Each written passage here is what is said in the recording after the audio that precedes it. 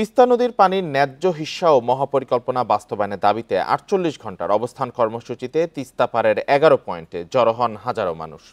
রংপুরে অনুষ্ঠানে যোগ দিয়ে বিএনপির মহাসচিব মির্জা ফখরুল বলেন, অভিন্ন নদীর পানি না দিয়ে শেখ হাসিনাকে আশ্রয় দিয়েছে ভারত। বলেন, ১৫ বছরে আওয়ামী লীগ তিস্তার এক ফোঁটা পানিও আনতে পারেনি। তিস্তা রক্ষায় রংপুর সহ ৫ জেলার ১১টি স্থানে ৪৮ ঘণ্টার অবস্থান কর্মসূচি পালন করছে বিএনপি। সোমবার সকালে গানের তালে তালে রংপুরের কাউনিয়া তিস্তা রেলসেতু এলাকায় কর্মসূচিতে আসতে থাকেন নেতাকর্মীরা। অনুষ্ঠানে যোগ দেন বিএনপির মহাসচিব মির্জা ফখরুল ইসলাম আলমগীর। এ সময় তিনি বলেন, ১৫ বছরে আওয়ামী লীগ তিস্তার এক ফোঁটা পানিও আনতে পারেনি। ভারত বিভিন্ন নদীতে বাঁধ দিয়ে আটকে রাখছে পানি। ১৫ বছরে বাংলাদেশ থেকে বেঁচে দিছে, তিস্তার এক ফোঁটা পানি আনতে পারে নাই। ৫৪টা নদী আছে যেগুলো ভারত থেকে আমাদের দেশে আসছে, সবগুলো নদীর উজানে তারা বাঁধ দিয়ে দিয়েছে। আর আমাদের দেশের মানুষ এখানে ধান ফলাতে পারে না, ফসল ফলাতে পারে না, তারা তাদের জীবন জীবিকা থেকে সম্পূর্ণ বঞ্চিত হয়।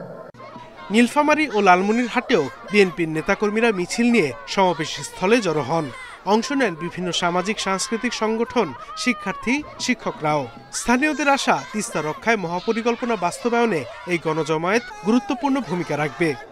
আমরা চাচ্ছি এই তিস্তা মহাপরিকল্পনা বাস্তবায়ন হয়ে আমাদের উত্তরবঙ্গের মানুষের ভাগ্যের উন্নয়ন ঘটুক। ৫টা জেলার লোক সবাই একসাথে একত্রিত হয়েছি এই তিস্তা মহাপরিকল্পনা বাস্তবায়ন করার জন্য। সাথে আসি থাকবো যাতে আমাদের এই তিস্তা মেগা প্রকল্প কাজের বাস্তবায়ন হয়।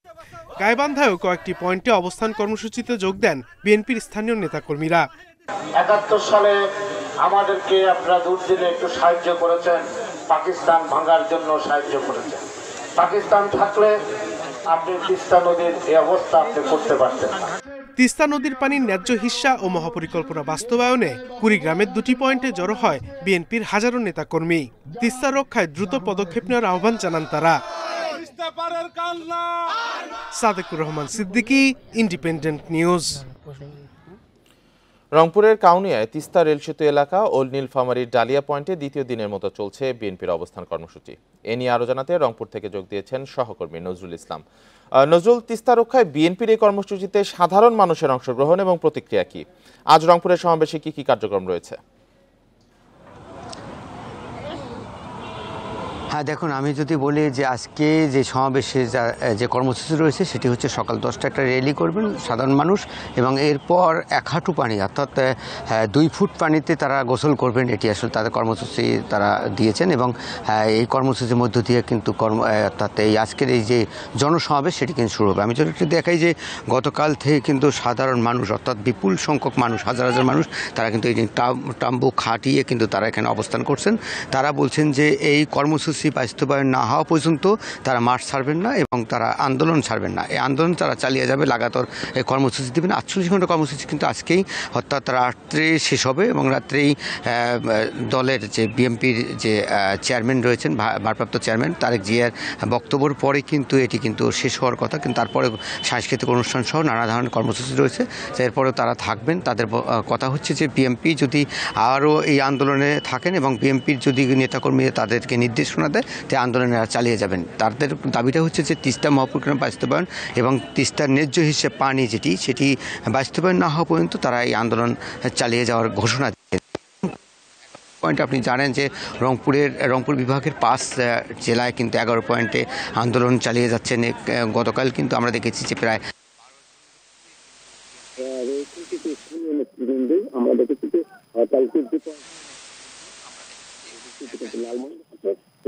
এই লালমনিরহাটের পয়েন্টে কিন্তু নির্দেশক দিয়েছেন আলমগীর, কিন্তু বক্তব্য দিয়েছেন যে নদীর পানি কিন্তু দাবিতে তারা কিন্তু আন্দোলন করছেন, এবং নদীর পানি কিন্তু নদী থেকে কিন্তু পানি পাবে। তিস্তা রক্ষায় বিএনপির কর্মসূচি নিয়ে রংপুর থেকে জানাচ্ছিলেন সহকর্মী নজরুল ইসলাম। পরবর্তী খবরে যাচ্ছি। নির্বাচন যত দেরি হবে ততই ষড়যন্ত্র বাড়বে বলে মন্তব্য করেছেন বিএনপির ভারপ্রাপ্ত চেয়ারম্যান তারেক রহমান। তিনি আশঙ্কা প্রকাশ করেন, যারা দেশের সম্পদ লুট করে পালিয়েছে তারাই ষড়যন্ত্রের পেছনে খরচ করবে। সোমবার বিকেলে রাজধানীর কৃষিবিদ ইনস্টিটিউটে এক অনুষ্ঠানে লন্ডন থেকে ভার্চুয়ালি যোগ দিয়ে তিনি এই আশঙ্কার কথা জানান।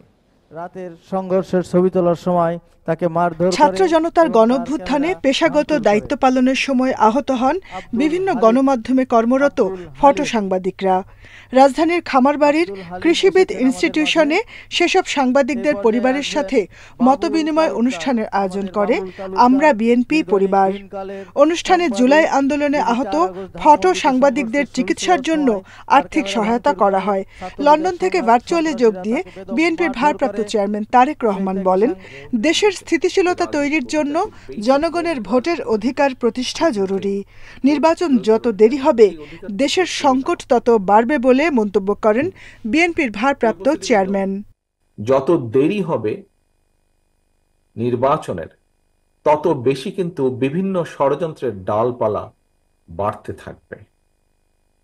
বিভিন্নভাবে সমাজের মধ্যে বিভিন্নভাবে কথাবার্তা, এখনই বিভিন্ন রকম কথাবার্তা আস্তে আস্তে ছড়াচ্ছে যে যারা পালিয়ে গিয়েছে এই দেশ থেকে, তারা এই দেশের মানুষের বিপুল পরিমাণ সম্পদ লুট করে নিয়ে গেছে।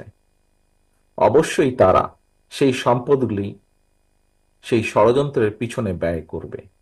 তারেক রহমান বলেন, সংস্কার সফল করতে হলে রাজনীতিবিদদের মাধ্যমেই করতে হবে।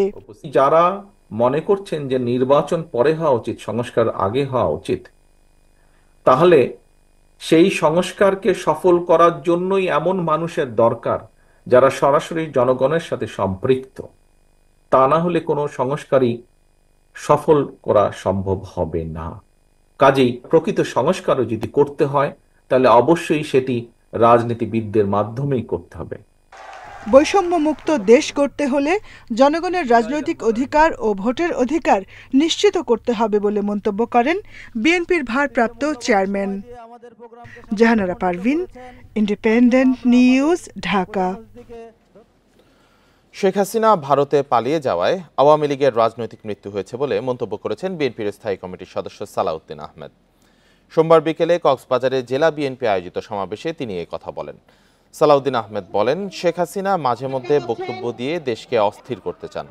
তার রাজনৈতিক মৃত্যু হয়েছে 2024 সালের 5ই আগস্ট, আর এই মৃত্যুর জন্য তিনি নিজেই দায়ী।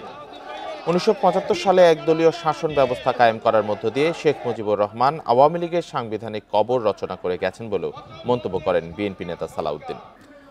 এ সময় তিনি দ্রুত জাতীয় নির্বাচন আয়োজনের আহ্বান জানান।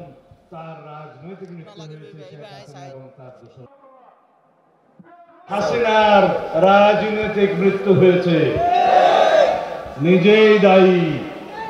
আওয়ামী লীগকে দাফন করেছে শেখ হাসিনা নিজেই। বাকশালের মাধ্যমে শেখ মুজিব প্রথমবার দাফন করেছিল আওয়ামী লীগকে, গণতন্ত্রকে শেখ হাসিনা দ্বিতীয়বার দাফন করেছে। বাংলাদেশের মানুষের রক্তে গণতন্ত্র রয়েছে। সেই গণতান্ত্রিক অধিকার রক্ষার জন্যই মুক্তিযুদ্ধ হয়েছিল। তাই জনগণের ভোট নিয়ে ছিনিমিনি খেলা যাবে না বলে মন্তব্য করেছেন বিএনপির স্থায়ী কমিটির সদস্য ডক্টর আব্দুল মঈন খান। সোমবার সন্ধ্যায় টাঙ্গাইল পৌর উদ্যানে সভায় তিনি এসব কথা বলেন। নিত্যপণ্যের বাজার এখনও সাধারণ মানুষের নাগালে আসেনি জানিয়ে রমজানে দাম নিয়ে সিন্ডিকেট বন্ধে অন্তর্বর্তী সরকারকে নজরদারি বাড়ানোর আহ্বান জানান মঈন খান। এছাড়া সুষ্ঠু নির্বাচন আয়োজনের মধ্য দিয়ে অন্তর্বর্তী সরকারকে সাধারণ মানুষের প্রত্যাশা পূরণ করতে হবে বলেও মন্তব্য করেন এই বিএনপি নেতা।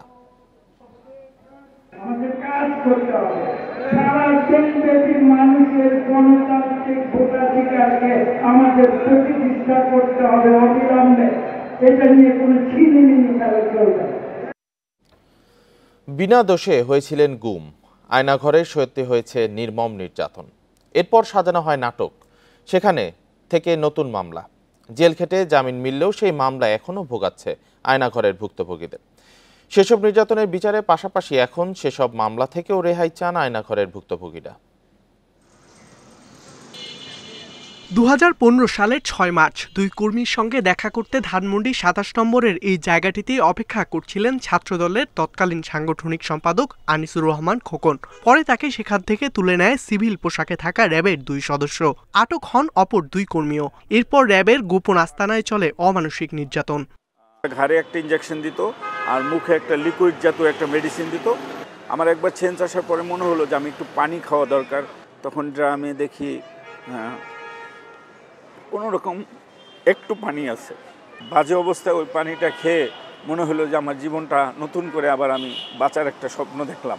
কয়েক দফা স্থান পরিবর্তন করে ৩ মাস পর তাকে ফরিদপুরে নিয়ে অস্ত্র ও বোমাসহ নাটক সাজিয়ে মামলা দিয়ে হস্তান্তর করা হয় থানায়। আমার সামনে ১০০ হাত বোম, পেট্রোল বোম, এরকম ২০০-এর মতো বোম সাজিয়ে একটা নাটকীয়ভাবে আমাকে ওইখানে দেখালো যে আমি সন্ত্রাসী করতে গেছিলাম। খোকন রাজনীতির সঙ্গে যুক্ত থাকলেও মোহাম্মদ ফয়েজের নেই কোনো রাজনৈতিক অতীত। তিনি সাবেক এক শিবির কর্মীর কাছে পড়ার কারণে ভুক্তভোগী হতে হয় ফয়েজ ও তার ৪ সহপাঠীকে। ২০২০ সালের ১১ জানুয়ারি বিশ্ববিদ্যালয় জীবন শুরুর আগের দিন তাকে যাত্রাবাড়ি থেকে তুলে নেয় ডিজিএফআই। আরবি শেখার মধ্যে একটা নিরীহ ব্যাপার, এটাকে হচ্ছে গিয়ে কোনো না কোনোভাবে যাতে একটা জঙ্গি তকমা লাগিয়ে মানে এটাকে রিপ্রেজেন্ট করা যায়, এটা সর্বোচ্চ চেষ্টা করতো। আমি তো স্বাভাবিকভাবে বলতাম যে না, আমি কোনো সংগঠন করি না। দেখা যেত একজন জিজ্ঞাসাবাদ করতো, এরকম ২-৩ জন মিলে হচ্ছে মারতো। ৭২ দিন আয়নাঘরে নির্যাতন শেষে তাদের নিয়ে সাজানো হয় জঙ্গি নাটক। নতুন পাঞ্জাবি পরিয়ে কিছু বই দিয়ে মুখ বেঁধে অন্য গাড়িতে তুলে দিয়ে র্যাবের কাছে হস্তান্তর করা হয়। সেই মামলায় জেল খাটেন ২ বছর।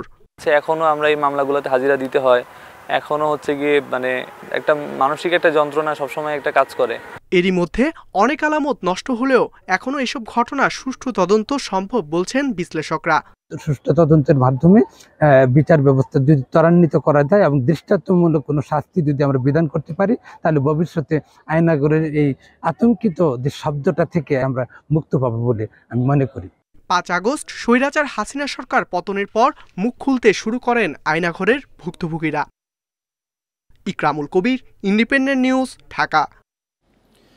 জুলাই গণঅভ্যুত্থানের পরের বাস্তবতা মেনে নিয়ে ঢাকা দিল্লি সম্পর্ক এগিয়ে নিতে ভারতের প্রতি আহ্বান জানিয়েছেন পররাষ্ট্র উপদেষ্টা মোহাম্মদ তৌহিদ হোসেন। সোমবার ভারতের সংবাদ মাধ্যমে দেওয়া এক সাক্ষাৎকারে ভারত বাংলাদেশ সম্পর্ক কোনো নির্দিষ্ট সরকার কেন্দ্রিক হওয়া উচিত নয় বলেও মন্তব্য করেন তিনি। দ্বিপাক্ষিক সম্পর্কে সৃষ্টি হওয়া অনিশ্চয়তা নিরসনে জোর দিয়ে উপদেষ্টা বলেন, উভয় পক্ষ সেটা থেকে বেরিয়ে আসুক, একে অপরের দাবিগুলো শুনুক এবং সম্পর্ক উন্নয়নের মাধ্যমে এগিয়ে যাক, এমনটি চায় বাংলাদেশ সরকার। ওমানের রাজধানী মাস্কাটে সোমবারের সাক্ষাৎকারে এক প্রশ্নের জবাবে তৌহিদ হোসেন বলেন, বাংলাদেশে বসবাসকারী হিন্দু বা অন্যান্য সংখ্যালঘু সম্প্রদায় মুসলিমদের মতোই সমান অধিকার ও সুরক্ষা পায়।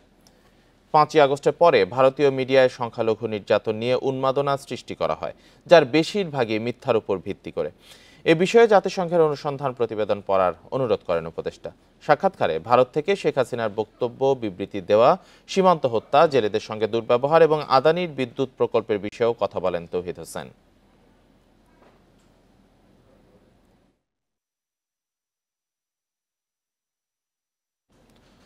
আন্দোলনে নিহতরা জুলাই শহীদ, আহতরা জুলাই যোদ্ধা হিসেবে পরিচিতি পাবেন বলে জানিয়েছেন মুক্তিযুদ্ধ বিষয়ক উপদেষ্টা ফারুকী আজম। এদিকে মসজিদ অফিসে এসি ২৫ ডিগ্রির নিচে না রাখার নির্দেশনা দিয়েছেন বিদ্যুৎ উপদেষ্টা মোহাম্মদ ফাউজুল কবির খান। না মানলে বিদ্যুৎ সংযোগ বিচ্ছিন্ন করার হুঁশিয়ারি তার। সোমবার ডিসি সম্মেলনের দ্বিতীয় দিনে এসব কথা বলেন উপদেষ্টারা। রাজধানীর ওসমানী স্মৃতি মিলনায়তনে ডিসি সম্মেলনের দ্বিতীয় দিনের অধিবেশনে বিভিন্ন সেশন শেষে সাংবাদিকদের সাথে কথা বলেন উপদেষ্টারা। মুক্তিযুদ্ধ বিষয়ক উপদেষ্টা জানান, আন্দোলনে নিহতরা জুলাই শহীদ, আহতরা জুলাই যোদ্ধা হিসেবে পরিচিতি পাবেন। এছাড়া তিনি জানান, জুলাই অধিদপ্তর গঠনের প্রক্রিয়া শেষ পর্যায়ে, এ সপ্তাহে অধিদপ্তর গঠন হবে। প্রত্যেকটা জেলায় জেলায় এই স্কুটনির মাধ্যমে আমরা ভুয়া মুক্তিযোদ্ধাদেরকে শনাক্ত করার চেষ্টা করব এবং সেই নিরিখে যাদেরকে আমরা শনাক্ত করতে পারবো তাদেরকে আইনের আওতায় নিয়ে আসবো।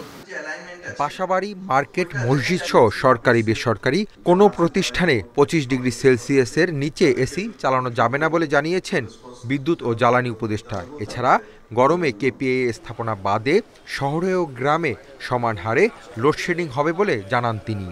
যদি দেখা যায় যে না, এটা আমাদের যে অনুরোধ, এই অনুরোধ উপেক্ষিত হয়েছে, এই অনুরোধ যা কেউ রাখছেন না, তাহলে কিন্তু আমরা আইনানুগ ব্যবস্থা গ্রহণ করব। বিদ্যুৎ সংযোগ বিচ্ছিন্ন হতে পারে। রমজান উপলক্ষে খাদ্যবান্ধব কর্মসূচির আওতায় ৩০ টাকা কেজিতে ৫০ লাখ পরিবার চাল পাবে বলে জানিয়েছেন খাদ্য উপদেষ্টা। আসন্ন রমজান সামনে রেখে মার্চ এবং এপ্রিল এই ২ মাসে ১.৫ লাখ টন করে মোট ৩ লাখ টন চাল দেয়া হবে খাদ্যবান্ধব কর্মসূচির আওতায়। আবার ফুড ফরওয়ার্ড সহ বিভিন্ন করবে, সবই তো মার্কেটে ফুডকে ইনজেক্ট করবে। এতে প্রায় ৭ লাখ টনের মতো চাল এই সময়টাতে যাবে, মার্চ এবং এপ্রিলের মধ্যে যাবে, রোজা, ঈদ ইত্যাদিকে কেন্দ্র করে। ঈদে বিনামূল্যে কোটি পরিবার 10 কেজি করে চাল পাবে, এমন আরও কিছু কার্যক্রম রয়েছে বলেও জানান খাদ্য উপদেষ্টা। এই কার্যক্রমটা তদারকির দায়িত্বটা ডিসিদের। Hasib Mahmud Shah, independent news, Dhaka. নির্বাচন ও সংস্কারের মধ্যে কোনো দ্বন্দ্ব নেই।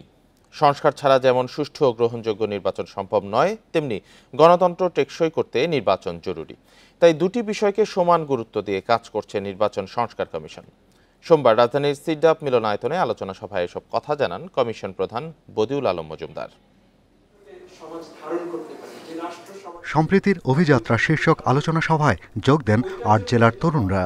ঢাকা, চট্টগ্রাম, খুলনা উপকূলের প্রান্তিক এলাকার তরুণ প্রজন্ম আগামী বাংলাদেশ কোন পথে চলবে সে বিষয়ে নিজেদের ভাবনা তুলে ধরেন। সাম্প্রদায়িকতা ও গুজবমুক্ত দেশ গড়ার আশা তাদের। একটা ডরমেটরির সবগুলো স্টুডেন্ট সেই সহিংসতা প্রতিরোধে এগিয়ে আসে। তো এটা থেকে আসলে আমরা বুঝতে পারি এখন পর্যন্ত তরুণরা বাংলাদেশের সহিংসতা প্রতিরোধের জন্য কাজ করে যাচ্ছে। বিশ্ববিদ্যালয়ের শিক্ষার্থীরা আত্মহত্যা করছে, একটা তাজা প্রাণ ঝরে যাচ্ছে। তো তাদের মানসিক স্বাস্থ্য নিয়ে আসলে কাজ করাটা আমাদের মনে হয়েছে যে আমরা কাজ করব। বক্তারা বলেন ৫ আগস্টের পর বেশ কিছু সাম্প্রদায়িক সহিংসতা ঘটেছে, তবে দেশের তরুণরা ইতিবাচক ভূমিকা পালন করায় অনেক ঘটনা প্রতিরোধ করা সম্ভব হয়েছে।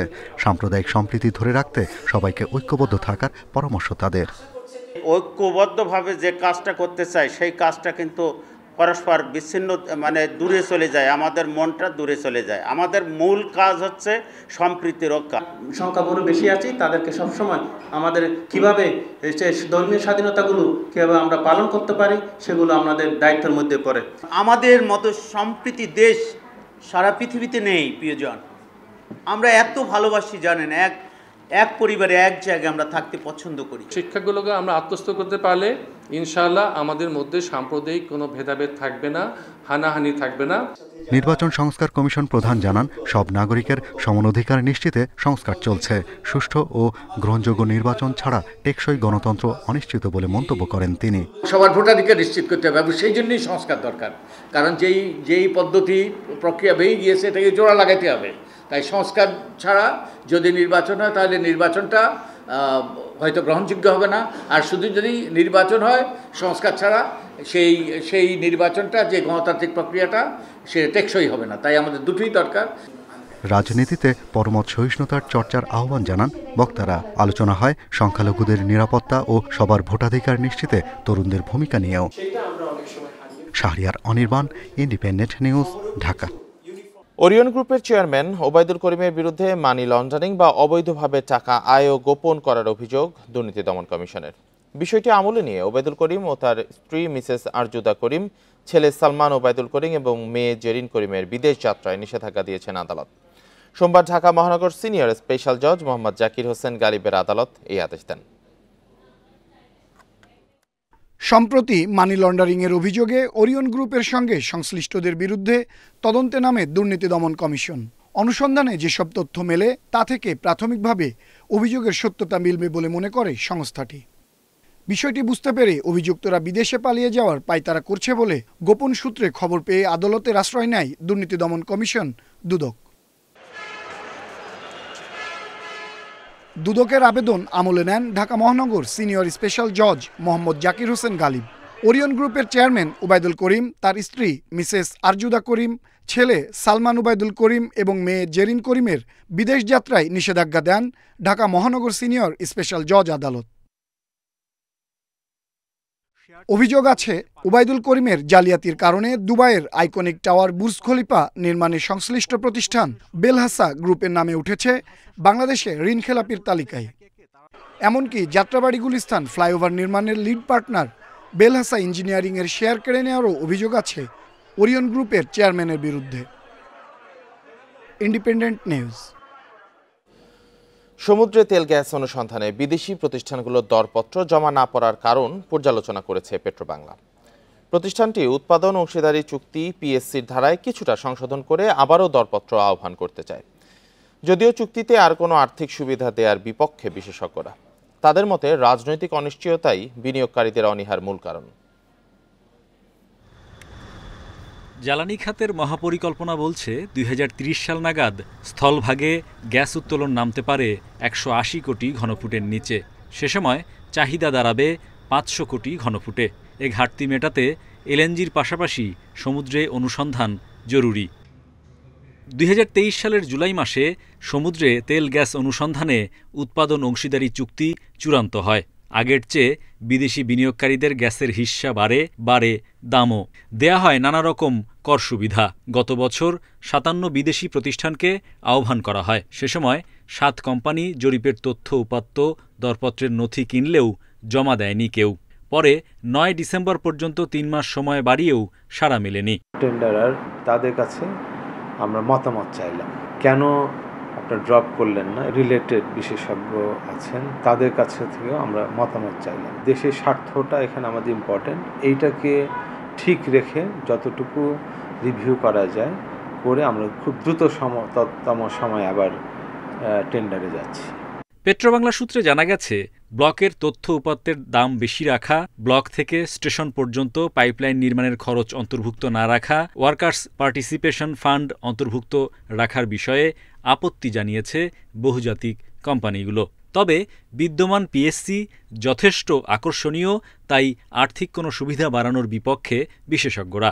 অনেক রকম বিউরোক্রেটিক জিনিসপত্র আছে, তো সেগুলোকে তারা সুযোগ সুবিধা দিতে পারে, কিন্তু আমি মনে করি আর্থিক দিকটা একটু চিন্তা ভাবনা করে তাদের বিবেচনা করা উচিত যে আর্থিক সুবিধাটা বাড়ানোটা ঠিক হবে না। আমি যেটা বুঝতে পারছি, তারা যদি এখন আবার রিটেন্ডার করে, আমার মনে হয় যে পলিটিক্যাল সিচুয়েশন ঠিক না হওয়া পর্যন্ত তারা হয়তো বিড করবে না। এর আগে 2016 সালে আন্তর্জাতিক দরপত্রের মাধ্যমে সমুদ্রের 12 নম্বর ব্লকে তেল গ্যাস অনুসন্ধানের কাজ পায় দক্ষিণ কোরিয়ার এক প্রতিষ্ঠান। যদিও পেট্রোবাংলার সাথে দামের মতবিরোধে দেশ ছাড়ে তারা। Hari Saha, independent news, Dhaka. 23 দিনে উদ্ধার হয়নি সুন্দরবনের দুবলার চরে অপহৃত 15 জেলে। এতে নিরাপত্তাহীনতায় ভুগছেন চরের 7,000-এর বেশি জেলে। মুক্তিপণ হিসেবে ধার্য করা হয়েছে 3 লাখ টাকা করে। এদের মধ্যে 11 জেলের মুক্তিপণ দেওয়ার পরও জলদস্যুরা ছাড়েনি। জেলেদের অভিযোগ, বিভিন্ন সময়ে আত্মসমর্পণকারী দস্যুরা ফিরতে শুরু করেছেন পুরাতন পেশায়। গত 26 জানুয়ারি দুবলার চরের আলোরকোল এলাকা, সমুদ্র থেকে মাছ ধরে এনে শুটকি প্রক্রিয়ার কাজ করছিলেন অপহৃত 15 জেলে, যাদের বাড়ি খুলনা, সাতক্ষীরা ও বাগেরহাট জেলার বিভিন্ন এলাকায়। অপহরণের 23 দিন পার হলেও কোনো জেলেকে উদ্ধার করতে পারেনি প্রশাসন। উল্টো অপহৃত 11 জেলের পরিবার মুক্তিপণ দিলেও এখনো পরিবারের কাছে ফিরে আসেনি তারা। গত 30 জানুয়ারি স্বরাষ্ট্র উপদেষ্টার কাছে আবেদনও করা হয়। বিভিন্ন সময় আত্মসমর্পণকারী দস্যুরা আবারও পুরাতন পেশায় ফিরতে শুরু করেছে জানিয়ে এ মৎস্যজীবী নেতার দাবি, 15 জেলে অপহরণ তাদেরই কাজ। যারা পুরনো ডাকাত যারা আত্মসমর্পণ করেছিল, তারা আমরা খবর পাচ্ছি এরাই এই অপকীর্তিটা করেছে। আমরা প্রশাসনের দ্বারস্থ হয়েছি, কিন্তু আজ পর্যন্ত এই অপহৃত জেলারা 15 জন অপহৃত জেলারা উদ্ধার হয়নি। অপহরণের ভয়ে ক্যামেরার সামনে কথা বলতে রাজি নয় অন্য জেলে কিংবা তাদের পরিবার। জেলেরা অনেকেই সমুদ্রে যেতে চাচ্ছে না, তারা নিরাপত্তাহীনতায় ভুগছে এবং তারা এখন অনেকেই চরে বসে খাচ্ছে আর ঘুমোচ্ছে, ছাড়া তারা জালে যেতে প্রস্তুত না। অপহৃত জেলেদের উদ্ধারে প্রশাসনের কোনো তৎপরতা নেই বলে অভিযোগ জেলেদের। এ বিষয়ে ক্যামেরার সামনে কথা বলতে রাজি নয় তদন্তকারী সংস্থার কেউ। Independent news. চট্টগ্রাম, রাজশাহী, বরিশাল সহ বিভিন্ন সিটিতে মশার উপদ্রবে অতিষ্ঠ নগরবাসী। অসুস্থ, বয়স্ক এবং শিশুদের জন্য দিনের বেলায়ও টাঙাতে হচ্ছে মশারি। সিটি কর্পোরেশনের উদাসীনতা ও মশা নিধন কার্যক্রমের স্থবিরতাকে দুষছেন স্থানীয়রা। বর্ষা মৌসুমে ডেঙ্গুর প্রকোপ বেড়ে যাওয়ার আশঙ্কা তাদের। মশা নিধনে দ্রুত ব্যবস্থা নেওয়ার দাবি এসব জেলার বাসিন্দাদের। চট্টগ্রাম নগরীর চায়ের দোকান, রাস্তাঘাট, আবাসিক এলাকায় সন্ধ্যার পর মশার উৎপাতে অতিষ্ঠ লোকজন। কয়েল জ্বালিয়েও মিলছে না নিস্তার। স্থানীয়দের অভিযোগ, সিটি কর্পোরেশনের পক্ষ থেকে পর্যাপ্ত ওষুধ ছিটানো হচ্ছে না। আর যতক্ষণ প্রতিদিন মশার কল জ্বালাইতে হয়, না জ্বালাইলে ওই দিন আর থাকা যাবে না ঘরে।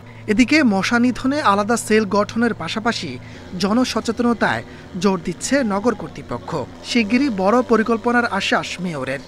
ওয়ার্ডে গিয়েও লিফলেট বিতরণ করছি গণসচেতনতা বৃদ্ধির জন্য, এবং আমরা অলরেডি একটা ডেঙ্গু ম্যানেজমেন্ট সেন্টার আমি করে দিয়েছি, আপনি জানেন, যেখানে NS1 অ্যান্টিজেন বিনামূল্যে আমরা সেটা টেস্টটা করে দিচ্ছি এবং 10টি বেড আমরা সেখানে রেখেছি।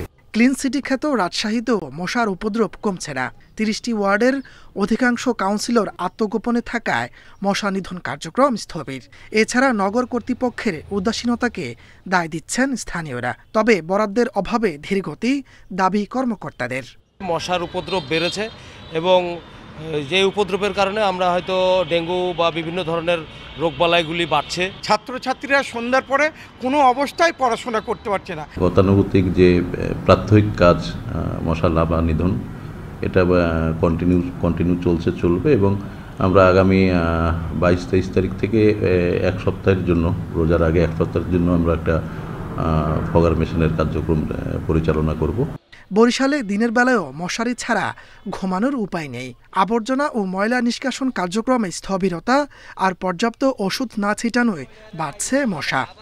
মশার উপদ্রব তো চলতেছেই এবং সেই রকমের কিন্তু সিটি কর্পোরেশন কোনো ব্যবস্থা নিচ্ছে না। যারা স্টাফ আছে, ঝাড়ুদার আছে, তাদেরকে আমি প্রতিনিয়ত লাগিয়ে রাখছি এবং আমরা খোঁজ রাখছি কোথায় কোন সমস্যা হয়। যদি কোথাও কোনো সমস্যা, তখন আমাদের যে বর্জ্য ব্যবস্থাপনা কর্মকর্তা তাকে আমি ধরি, সাথে সাথে সে অ্যাকশন নিচ্ছে আর কি। গেল বছর বরিশালে ডেঙ্গুতে আক্রান্ত হন ২৫০০ মানুষ। এই বছর ১.৫ মাসেই আক্রান্ত ৪৪ জন। তাপস সরকার, ইন্ডিপেন্ডেন্ট নিউজ। এ নিয়ে আরও জানাতে চট্টগ্রাম থেকে যোগ দিয়েছেন সহকর্মী অনুপম শীল।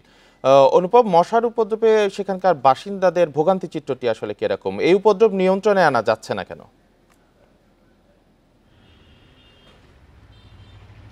মূলত চট্টগ্রাম সিটি কর্পোরেশনের নতুন মেয়র আসার পরে আমরা বেশ কিছু তোড়জোড় লক্ষ্য করেছিলাম, কিন্তু সময়ের সাথে সাথে কিছুটা স্তীমিত হয়ে এসেছে। বিশেষ করে যখন শীত মৌসুম শুরু হলো, আস্তে আস্তে কিন্তু মশক নিধন কার্যক্রমও স্তীমিত হয়ে এলো। তো সেক্ষেত্রে আসলে কেন মশক নিধন কার্যক্রম চালানো যাচ্ছে না বা চালানো গেলেও মশাকে নিয়ন্ত্রণে আনা যাচ্ছে না, এটি নিয়ে নানা আলোচনা আছে। তো চট্টগ্রাম সিটি কর্পোরেশনে আমরা গত বছর দেড়েক আগে চট্টগ্রাম বিশ্ববিদ্যালয়ের একদল গবেষকের একটি গবেষণা আমরা দেখেছি। সেখানে দেখা গেছে যে গবেষণায় যে চট্টগ্রাম সিটি কর্পোরেশন এখন যেই মশক অর্থাৎ যে ওষুধ ছিটায় মূলত মশা মারার জন্য, সেই ওষুধ আসলে মশা মারার জন্য এই সমস্ত মশা মারতে পারছে না। কারণ দীর্ঘদিন ধরে এই সমস্ত ওষুধ ছিটানোর ফলে মশার মধ্যে একটি অভিযোজন ক্ষমতা তৈরি হয়েছে, যেটি মূলত এই ওষুধে আর কাজ করছে না। কিন্তু আমরা দেখছি যে সে সময় গবেষকরা তারা নতুন ধরনের ওষুধের কথা বললেও সেক্ষেত্রে কিন্তু নতুন কোনো ওষুধ আবার আনার পরিকল্পনা সিটি কর্পোরেশন নেয়নি। নতুন মেয়র এসেছেন, তিনিও আমাদেরকে প্রথম বলেছেন যে যেহেতু মশার ঔষধ কাজ করছে না বলে এটি গবেষণায় প্রমাণিত, সেক্ষেত্রে তারা নতুন কোন ধরনের ঔষধ কাজ করবে সেটি পরীক্ষা নিরীক্ষা করে আনবেন। কিন্তু সেটি নিয়ে আসলে ওই অর্থে কোনো তোড়জোড় এরপরে বা কোনো খবর আমরা লক্ষ্য করিনি, যার ফলে আমরা দেখছি যে দিনের বেলা এবং রাতের বেলা মশার অত্যাচারে জনসাধারণ বিশেষ করে নগরবাসী অতিষ্ঠ।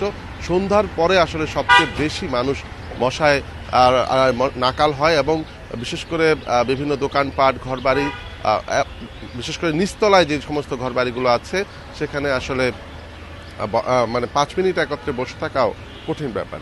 আর এছাড়া আবর্জনা বা বিভিন্ন জায়গায় পানি জমে থাকার যে বিষয়টি, সেটি সাম্প্রতিক সময়গুলোতে যেহেতু এখন বর্ষা মৌসুম নেই, শীত মৌসুম, পানি জমার বিষয়টি কিছুটা কম। তবে আবর্জনা মূল রাস্তাগুলোতে আমরা দেখেছি যে গত কয়েক মাসে মূল রাস্তায় আবর্জনার যে অবস্থা সেটি কিছুটা উন্নতি হয়েছে, কিন্তু খাল নালাগুলোতে কিন্তু অবস্থা আগের মতোই রয়ে গেছে। বিশেষ করে চট্টগ্রাম সিটি কর্পোরেশন এলাকায় যে জলাবদ্ধতা নিরসন প্রকল্পের আওতায় বিশাল একটি এলাকা জুড়ে আসলে কাজ চলছে পুরো সিটি কর্পোরেশনের, এবং সেখানে খাল নালাগুলোকে বাদ দিয়ে আসলে কাজগুলো করা হচ্ছে। এর ফলে আসলে এই মশার অত্যাচার বা মশার যে জন্মস্থান বৃদ্ধি, এটি আরও বেড়েছে বলে মনে করছে নগরবাসী। চট্টগ্রাম থেকে মশার উপদ্রব নিয়ে জানাচ্ছিলেন সহকর্মী অনুপম শীল। দেশের ইতিহাসে এই প্রথম 1 ভরি স্বর্ণের দাম 1.5 লাখ টাকা ছাড়ালো।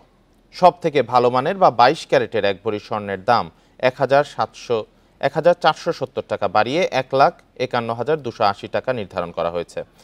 মঙ্গলবার থেকে নতুন দাম কার্যকর করা হবে বলে জানিয়েছে বাংলাদেশ জুয়েলার্স সমিতি বাজুস। সংগঠনের বিজ্ঞপ্তিতে জানানো হয়, স্থানীয় বাজারে তেজাবি স্বর্ণের দাম বাড়ার পরিপ্রেক্ষিতে এ দাম বাড়ানো হয়েছে। নতুন দর অনুযায়ী 22 ক্যারেটের 1 ভরি স্বর্ণের দাম নির্ধারণ করা হয়েছে 1,51,280 টাকা। এর আগে কখনো স্বর্ণের এত দাম হয়নি। এতদিন ভালো মানের 1 ভরি স্বর্ণের সর্বোচ্চ দাম ছিল 1,49,812 টাকা। 21 ক্যারেটের 1 ভরি স্বর্ণের দাম 1,399 টাকা বাড়িয়ে 1,44,400 টাকা নির্ধারণ করা হয়েছে।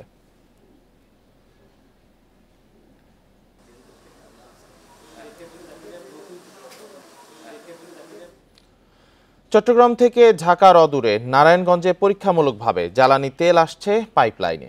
এখন পর্যন্ত চট্টগ্রামের ইস্টার্ন রিফাইনারি থেকে 2 কোটি লিটারের বেশি তেল পাম্প করা হয়েছে। 5 দিনে তেল কুমিল্লা পার হয়েছে, গোদনাইল পৌঁছাবে মঙ্গলবার। বিপিসি বলছে মার্চের মধ্যেই এই পাইপলাইনে বাণিজ্যিকভাবে জ্বালানি তেল পরিবহন শুরু হতে পারে। চট্টগ্রামের ইস্টার্ন রিফাইনারি থেকে ঢাকায় জ্বালানি তেল পরিবহনে ব্যবহার হয় জলপথ, সড়ক ও রেলপথ। এতে যেমন সময় ও খরচ বাড়ে, তেমনি তেল পরিবহনে হয় অপচয় ও চুরি। এসব বিবেচনায় চট্টগ্রামের পতেঙ্গা থেকে ফেনী, কুমিল্লা, চাঁদপুর, মুন্সিগঞ্জ হয়ে নারায়ণগঞ্জের গোদনাইল ডিপো থেকে ফতুল্লা পর্যন্ত প্রায় 250 কিলোমিটার পাইপলাইন প্রকল্প বাস্তবায়ন হয়েছে। গত মঙ্গলবার পাইপলাইনে তেল পরিবহনের প্রাথমিক কার্যক্রম শুরু হয়। লাইন প্যাকিং নামের এই পরীক্ষায় পতেঙ্গা ডিপো থেকে 2 কোটি লিটারের বেশি জ্বালানি তেল পাম্প করা হয়েছে, যা কুমিল্লা পার হয়েছে। সিঙ্গেল শটে আমাদের চলে আসবে চট্টগ্রাম থেকে নারায়ণগঞ্জে, নারায়ণগঞ্জ থেকে ফতুল্লা, আমাদের মেঘনার ডিপোটা ফতুল্লাতে কমার্শিয়ালি মার্চ। এটা অবশ্য আমাদের যারা কমার্শিয়ালি করবেন, আমরা সেনাবাহিনীকে অনুরোধ করেছি, তারা তাদের সাথে আলোচনা সাপেক্ষে, এটা হয়তো টাইমটা এখনো নির্দিষ্ট হয়নি, না হয় নাই, এখনো হয় নাই, আমরা একটা প্রক্রিয়ার মধ্যে আছি। তারা অলরেডি মানে মন্ত্রণালয় থেকে আমরা অনুমোদন নিয়ে পত্র দিয়েছি। বিপিসি জানায় বছরে 27 থেকে 30 লাখ টন ডিজেল পরিবহন করা যাবে পাইপলাইনে। এ সক্ষমতা উন্নীত করা যাবে 50 লাখ টনে। জনবলের পাশাপাশি পাইপলাইনের নিরাপত্তায় থাকছে স্বয়ংক্রিয় ব্যবস্থা। এটা তো ফুটা করতে পারে, তেল চুরি করার উদ্দেশ্য থাকতে পারে। কোথাও যদি এই ধরনের কোনো করতে চেষ্টা করে, এটা কিন্তু কন্ট্রোল রুমে ধরা পড়ে যাবে সঙ্গে সঙ্গে। কন্ট্রোল রুম থেকে এটা কিন্তু সে সিগন্যাল দিবে, তখন ওই স্পেসিফিক জায়গাও নির্ধারণ ওখান থেকে করে দিতে পারবে, মোরলেস মোটামুটি যে কোথায় এটা হচ্ছে। প্রায় 3,700 কোটি টাকায় বাস্তবায়ন করা পাইপলাইন প্রকল্পে বছরে আয় হবে 326 কোটি। পরিচালন, রক্ষণাবেক্ষণ সহ বিভিন্ন খাতে খরচ হবে 90 কোটি টাকা। Hari Saha, independent news, Dhaka. আর এই ছিল এখনকার সংবাদে। ইন্ডিপেন্ডেন্ট টেলিভিশনে সব খবর আরও বিস্তারিত জানতে চোখ রাখুন ফেসবুক, ইউটিউব, এক্সে।